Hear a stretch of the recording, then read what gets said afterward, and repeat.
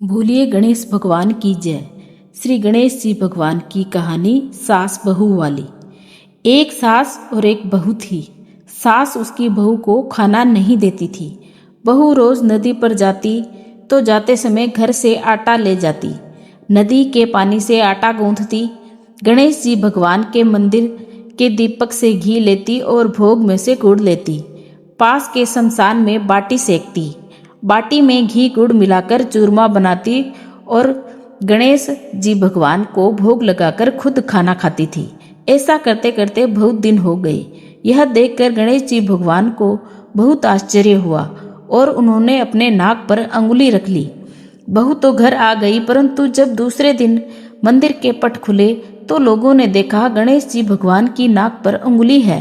तो मंदिर में भीड़ एकत्रित हो गई।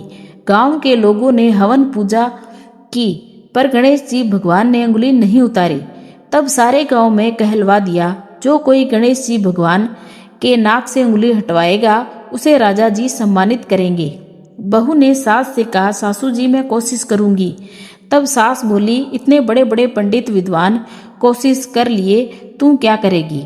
सब लोग मंदिर के बाहर एकत्रित हो गए। बहू घूंघट निकालकर अंदर गई, पर्दा लगाया और गणेश जी से हाथ जोड़कर बोली, हे विघ्नहर्ता, मैं मेरे घर से आटा लाती हूँ, लोगों का चढ़ाया घी गुड़ लेती, शमशान में बाटी सेकती, उसमें आपको क्या आपत्ति हुई।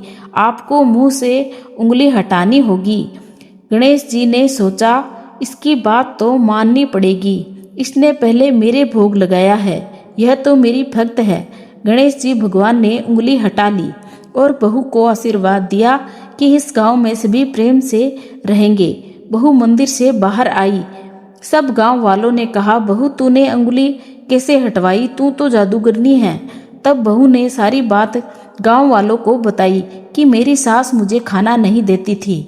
तब मैं घर से आटा लाकर नदी के पानी से आटा लगाकर बाटी बनाकर शमशान में सेक कर गणेश जी के दीपक से घी प्रसाद से गुड़ चुराकर गणेश जी के भोग लगाकर खुद खा लेती थी।